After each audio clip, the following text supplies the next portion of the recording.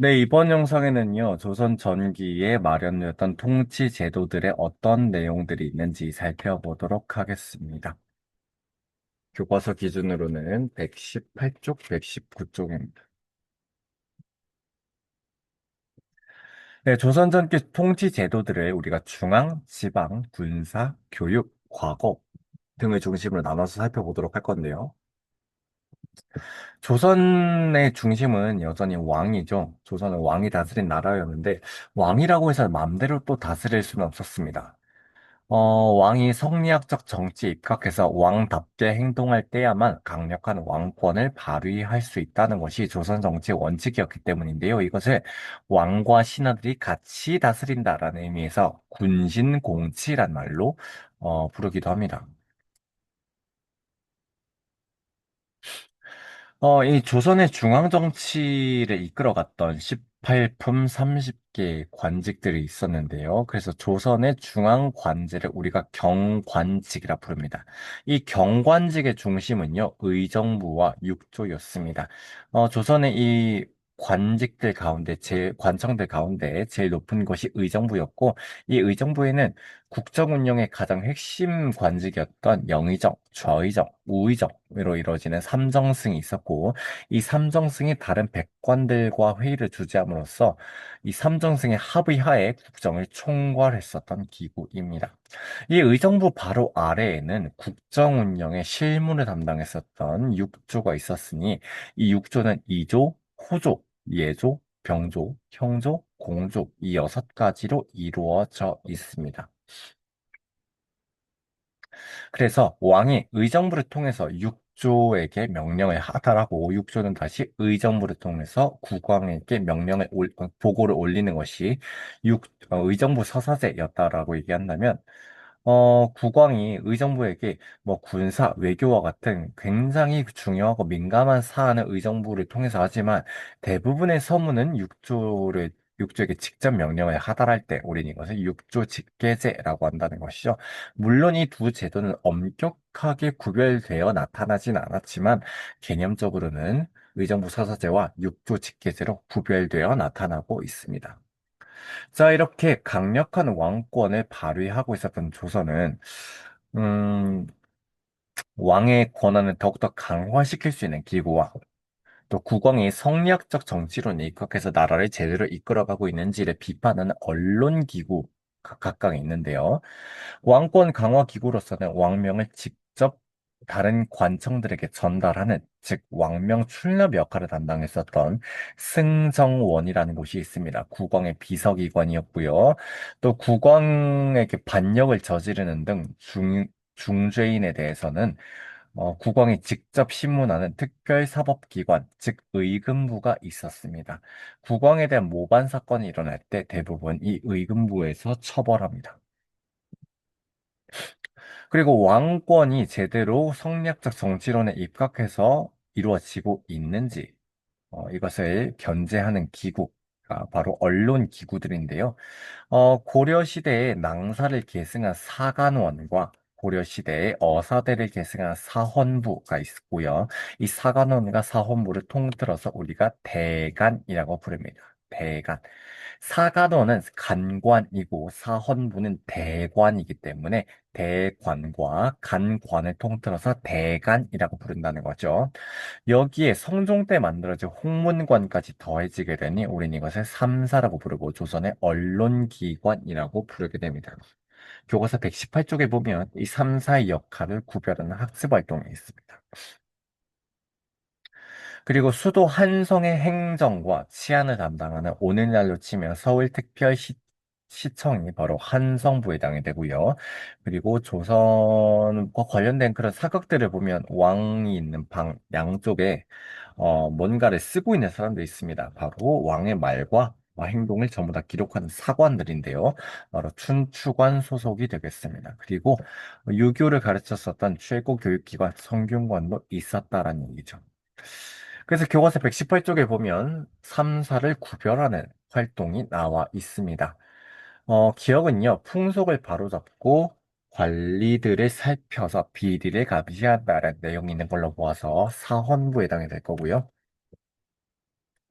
니은은 임금에게 바른 말을 한다는 걸로 모아서 간언을 하는 곳이죠. 사간원입니다. 그리고 경연을 담당하는 학술기관, 바로 홍문관이 디귿에 들어갈 겁니다. 디귿이 지편전이 아닌 이유는요, 경국대전이 바로 성종 때 완성이 되었기 때문에 성종 때까지 완성된 내용이 들어가 있을 겁니다. 이미 지편전이 오래전에 폐지된 상태이기 때문에 디귿에 지편전을 넣으면 곤란하겠습니다. 자, 그래서 고려와 조선의 중앙정치 기구를 비교해 보면요. 고려는 이성육부가 국정의 중심이었고, 이 이성 중에 하나인 중서문화상의 하급관리, 즉 낭사와 어사대 관원을 통틀어서 대간이라고 부른다고 했습니다.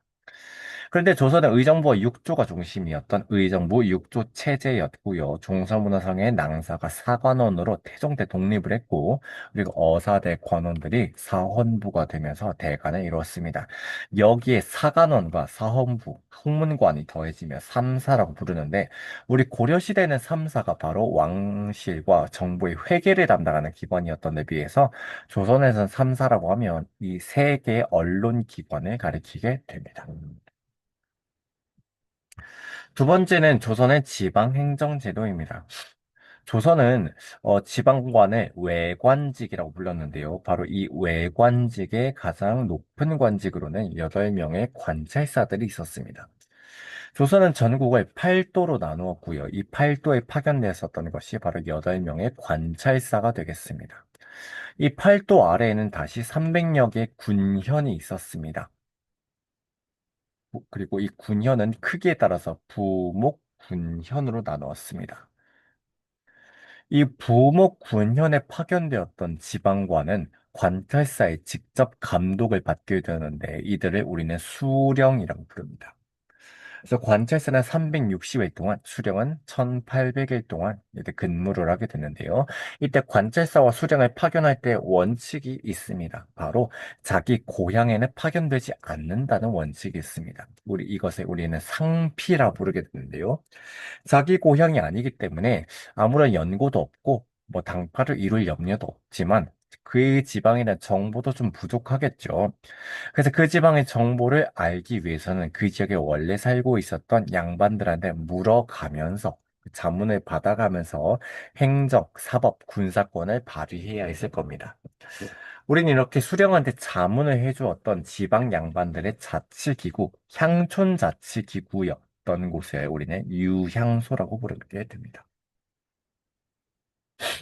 그래서 수령은 행정권, 사법권, 군사권을 모두 가지고 향리들을 아우르고 있었고요. 향리들은 수령의 명령을 받아서 육방으로 나뉘어서 행정실무를 보조했습니다. 이 과정에서 향리들이 비리나 장난질을 하진 않는지 유향소에서 감시를 했습니다. 자, 그런데 고려시대는 향리들의 힘이 굉장히 셌어요. 주현, 수령이 파견되었었던 주현 이외에도 파견되지 않고 향리들의 행정 실무를 담당했었던 속현, 향, 부곡소 이런 것들이 있었기 때문인데요. 조선시대는 향, 부곡소가 없어졌을 뿐만이 아니라 모든 군현의 수령이 되었습니다. 따라서 향리들이 지방행정의 실권을 쥘 기회가 전혀 없었다라는 것이죠. 모든 군현의 수령이 파견되어서 조선에서는 강력한 중앙 집권 체제를 확립했습니다. 이에 따라서 향리는 실권을 잃고 수령들이 명령하는 것에 따라서 일을 할 수밖에 없었습니다. 따라서 향리의 지위가 아전 수준으로 떨어졌다라는 것을 우리가 알 수가 있습니다.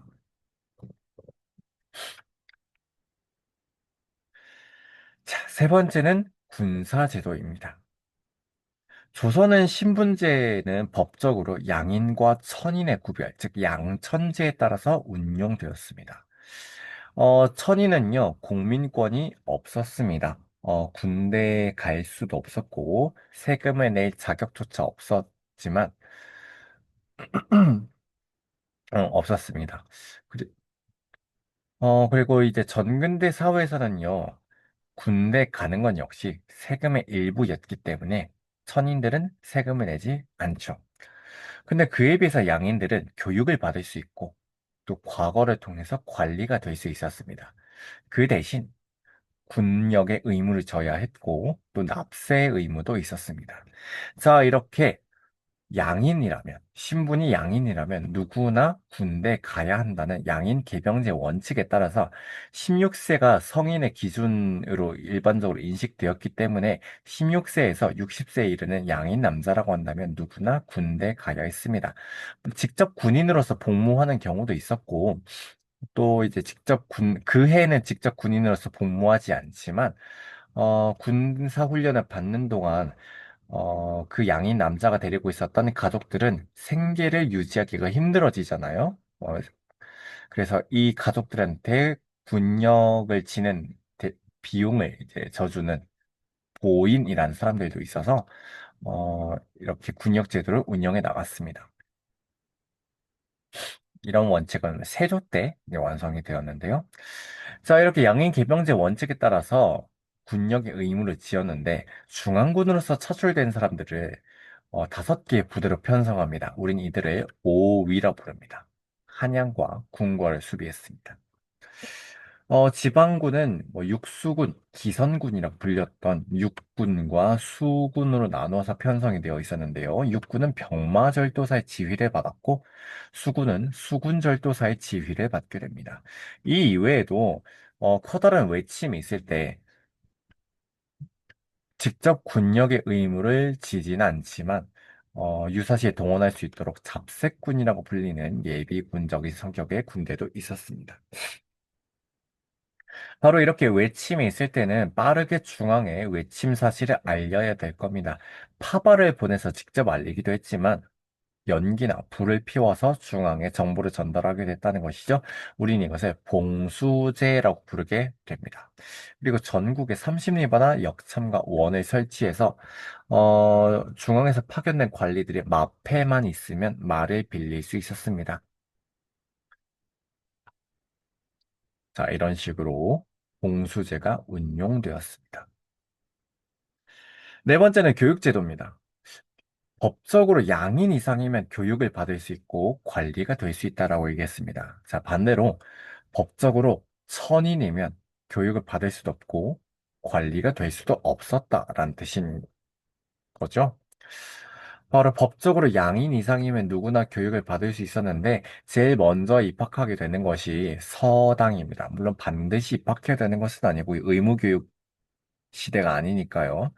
뭐 개인적으로 교습을 하는 경우도 있었지만 어쨌든 초보적인 수준의 유학 교육을 담당했었던 곳이 바로 서당입니다. 김홍도의 서당도로 굉장히 잘 알려져 있죠. 이 서당을 졸업하고 나면 대부분 사부학당, 서울에서는 사부학당, 지방에서는 향교에 입학해서 중등 수준의 유학 교육을 또 받게 됩니다. 당시에 근사록과 같은 교재를 읽었던 것으로 알려져 있습니다. 또 이제 사림들이 득세한 이후로는 서원이 등장해서 향교와 또 지방에서 유학교육을 경쟁하기도 합니다. 이 향교나 사부학당을 졸업하고 나서는 속과를 보게 됩니다. 이 속과가 어떤 거냐면요. 성균관에 입학하기 위해서는 이 속과 시험을 봐야 합니다. 그래서 이 속과 시험에서 어떤 과목을 선택하느냐에 따라서 생원시와 진사시로 나눠서 보게 되는데, 이 생원이나 진사로서의 자격을 얻게 되면 성균관에 입학할 수 있는 자격을 얻게 되고, 이 성균관에서 최고 수준의 고등 유학 교육을 받은 뒤로는 이제 직접 관리가 될 수 있는 대과 시험을 보게 됩니다. 이 대과 시험에서 합격하면 이 문과에서는 33명을 뽑게 되는데요. 이 33명 중에 1등을 우리가 장원급제했다라고 부르게 됩니다. 임금이 내려준 어사화를 받아서 고향에 금이 환향하고 있는 모습입니다. 그리고 조선시대는 이렇게 묵과 시험도 있었습니다. 고려원은 대조적이죠. 고려 말에 이제 공양왕 때 묵과 시험이 시행된 것 정도를 제외하고는 대부분의 시기에는 묵과 시험이 시행된 적이 없습니다. 그래서 간단한 시험 정도만 보고 무관을 채용했었는데 조선시대에는 유교라고 하는 것이 기본적으로 문과 무를 아울러서 중시하기 때문에 묵과 시험을 같이 보고 있는 특징이 있습니다. 자, 그럼 우리 이제 기술 교육으로 가볼까요? 기술 교육은요, 외국어, 법률, 의술, 천문지리 교육, 이런 것들이 바로 유학 이외의 기술 교육, 즉 잡학으로 인식이 되었는데, 대부분 이것이 실제로 담당했었던 해당 실무 관청에서 이런 것들을 가르칩니다. 그런 다음에 이 해당 실무 관청에서 직접 과거 시험을 또 보게 되었어요. 우리는 이런 것을 잡학에 대한 시험, 즉 잡과라고 부르게 됩니다. 문과 시험이 대체로 4대 부지반, 우리가 일반적으로 양반이라고 불렀던 그 사람들이 부르게 됩니다. 근데 사실 양반이라는 말 자체는 문과 시험에서 합격한 문반과 무과 시험에서 합격한 무반을 아울러서 부르는 명칭이기 때문에 4대부란 말이 조금 더 적절할 것 같긴 합니다만 교과서에는 대체로 양반이라고 표기가 되고 있습니다. 16세기 이르게 되면 양반도 서서히 하나의 신분 계층으로 인식되고 있었기 때문에 이런 표현을 교과서들에서 쓰고 있습니다. 그 이외에 양반들이 크게 관심이 없었던 기술직에는 주로 이제 중인들이 응시했다라고 하는 것이죠. 그래서 중인들이 대체로 기술직을 많이 담당하고 있었습니다. 자, 그래서 우리가 추정해 볼 수가 있습니다. 조선 후기 이르게 되면 중인들이 사실 이 기술직들도 굉장히 중요한 것들이잖아요. 뭐 외국어, 법률, 의술. 따라서 이 기술직 중인들이 자기들도 양반들처럼 대우해달라 이렇게 신분 상승 운동을 벌였을 것이다라는 것을 또 추정해 볼 수가 있습니다. 자, 이게 조선시대 시행되었었던 과거 시험의 대체적인 내용들입니다. 근데 과거 시험이 시험을 보는 제도였다라고 얘기한다면 조선시대에는 또 시험을 보지 않는 음서 제도도 물론 있었습니다. 하지만 고려시대에 비해서 음서의 범위가 굉장히 축소됩니다. 전체 18품의 품계 가운데, 물론 고려시대는 그렇게 체계적으로 품계를 정하진 않았습니다. 하지만 조선시대를 기준으로 했을 때 18품 가운데 고려시대에는 5품 이상의 관리 자제들한테 음서의 혜택을 주었는데, 조선시대에는 2품은 돼야 한마디로 영의정, 좌의정, 우의정, 이조판소, 형조판서 뭐 이 정도 급은 되어야 음서의 혜택을 그 자제들한테 주었다는 것이죠. 거기다가 음서 출신으로 관직에 진출한 사람들한테는 철저하게 차별 대우를 했습니다. 높은 관직으로 진출할 수가 없었고요. 장기적으로 승진을 하기 위해서는 결국 과거 시험을 봐야 했습니다. 바로 이 과거 시험은 3년마다 시행되는 정기 시험, 즉 식년시와 비정기 시험이 있었는데, 비정기 시험은 왕이 성균관에 제사를 지내거나 혹은 나라에 큰 경사가 있을 때 그때그때 급하게 공고를 내서 뭐 한 달 뒤에 시험을 보겠다 이런 식으로 뭐 한 주 뒤에 시험을 보겠다 이렇게 공고를 내서 급하게 보는 시험입니다. 그래서 또 추정해 볼 수가 있습니다. 이런 비정기 시험이 시행되는 때는 대체로 지방에 있는 유생들은 올라오기가 어려웠기 때문에 시험을 보러 올라올 수 없었기 때문에 대체로 서울에 살던 한양의 유생들이 유리했을 것이다. 이것도 또 추정해 볼 수가 있는 부분들이죠. 거죠. 네, 그래서 이번 영상에서는요, 사실 실제 수업 시간에서는 대체적인 제도의 흐름들만 얘기를 했습니다. 조금 더 자세하게 설명을 드렸고요. 이번 영상에서는 중앙정치 제도부터 이 다른 제도들에 이르기까지 제도들의 전반적인 내용들을 조금 설명을 드렸습니다. 자, 그럼 우리 다음 영상에서는요, 조선 초기의 대외 관계에 대해서 조금 더 살펴보도록 하겠습니다.